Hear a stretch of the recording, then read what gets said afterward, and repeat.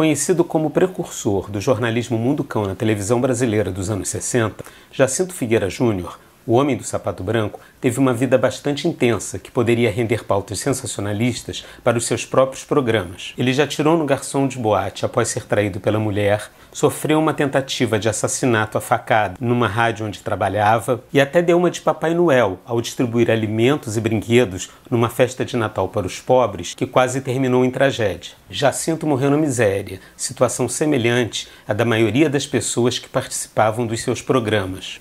Jacinto Figueira Júnior, o Homem do Sapato Branco, é o tema deste episódio especial de Mundo Darko. There is nothing wrong with your television set.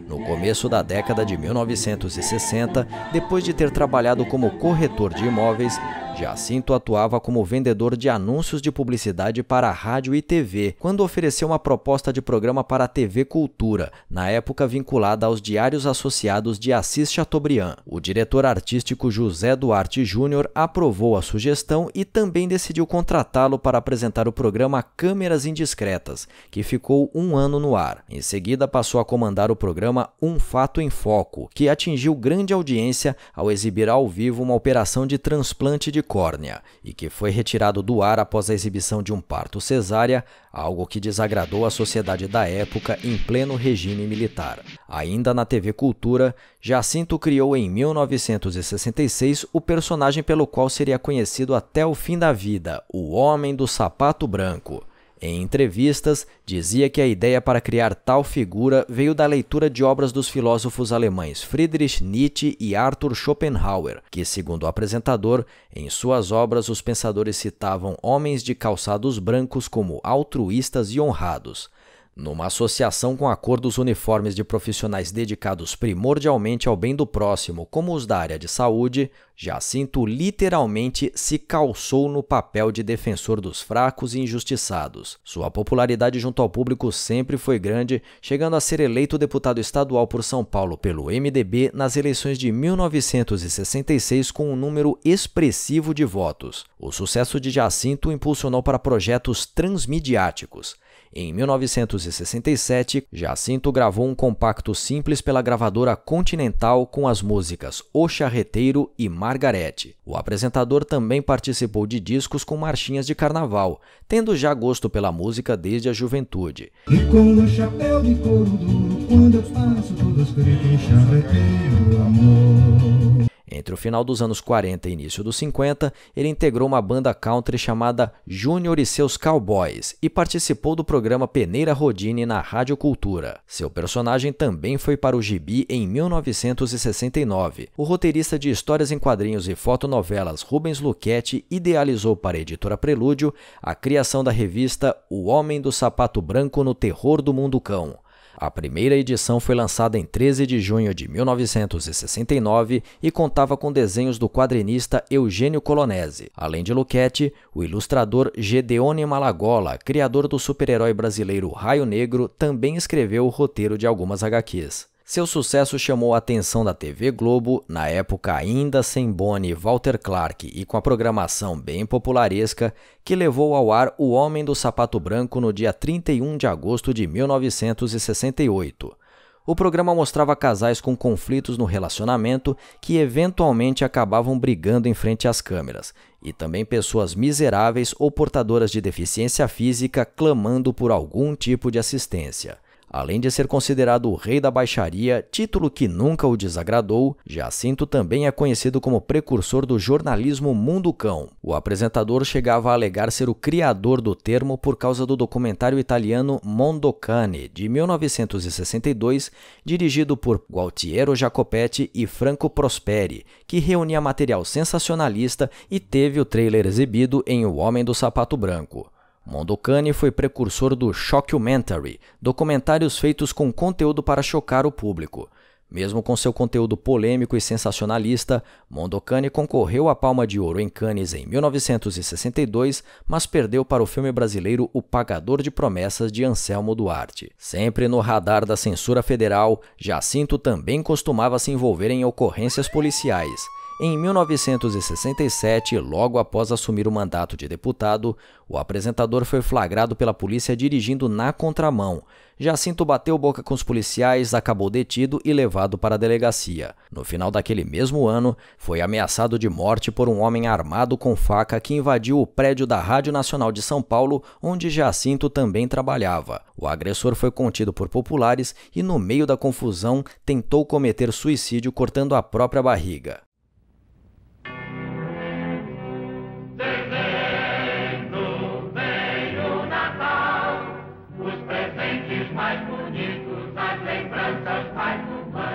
O caso policial de maior repercussão envolvendo Jacinto e que veio a custar tanto sua carreira de apresentador quanto de deputado foi uma festa de Natal promovida por ele na frente da TV Globo em 15 de dezembro de 1968. Não era a primeira vez que Jacinto dava uma de Papai Noel.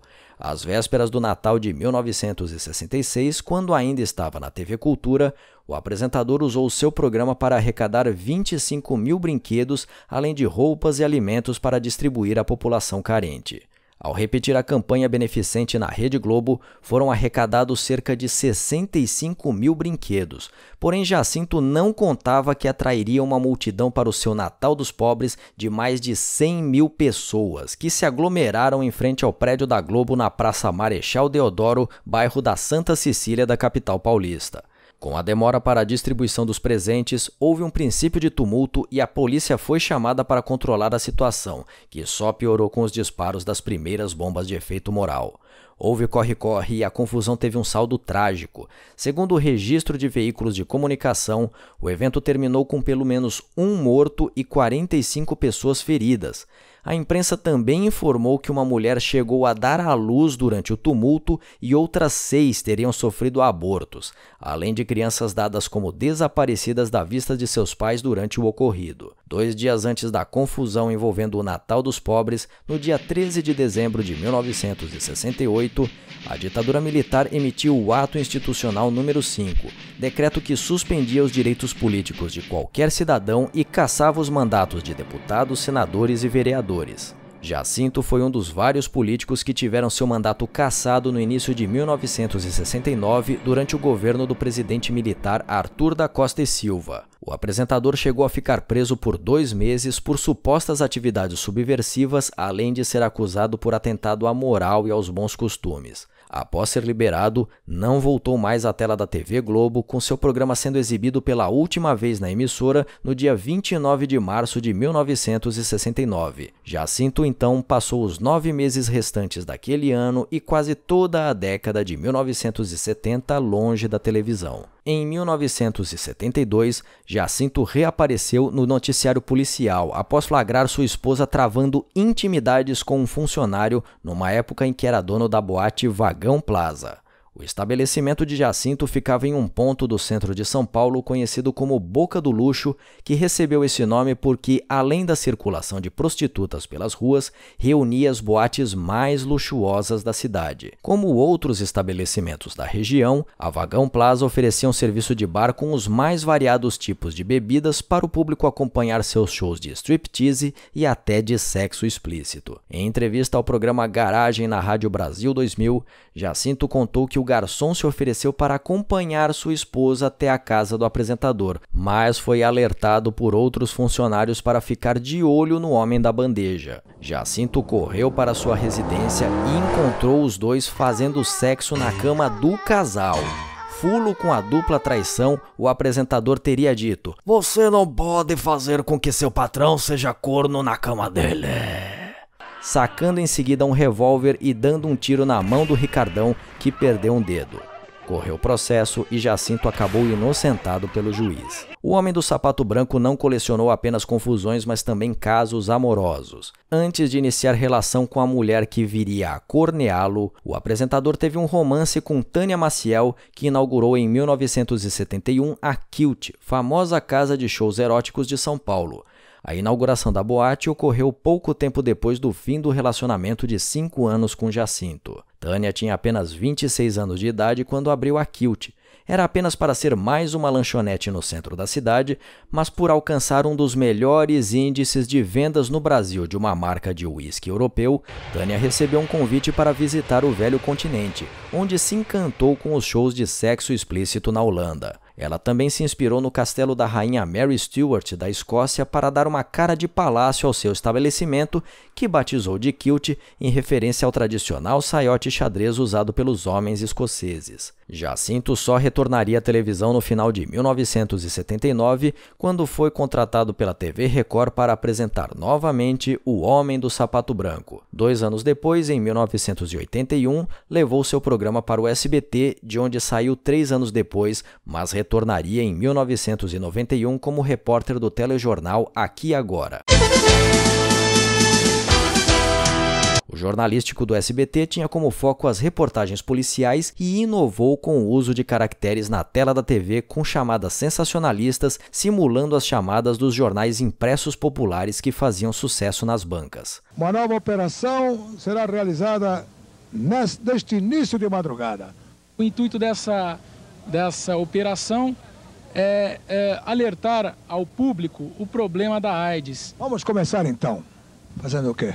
Tomando ar fresco? Além de Jacinto, o Aqui Agora reuniu profissionais como Gil Gomes, Wagner Montes e Sônia Abrão. Ele ficou no jornalístico até 1997 e depois não conseguiu outra chance em frente às câmeras, fato que o deixou com desgosto até o fim da vida. Suas 2 últimas décadas foram vividas morando de favor no apartamento de uma ex-companheira, tendo apenas que quitar o condomínio e os impostos do imóvel, mas sempre atrasava os pagamentos. 5 dias depois de ser internado com problemas pulmonares, Jacinto Figueira Júnior morreu em 27 de dezembro de 2005, aos 78 anos de idade, sem família e, sobretudo, sem amigos, sobre os quais ele reclamava ter sido abandonado. Nós vamos, senhores telespectadores, encerrando mais um programa desta série. Os senhores é que irão tirar as conclusões de tudo aquilo que foi apresentado na noite de hoje. Na próxima semana, nós aqui estaremos com mais um programa do Homem do Sapato Branco.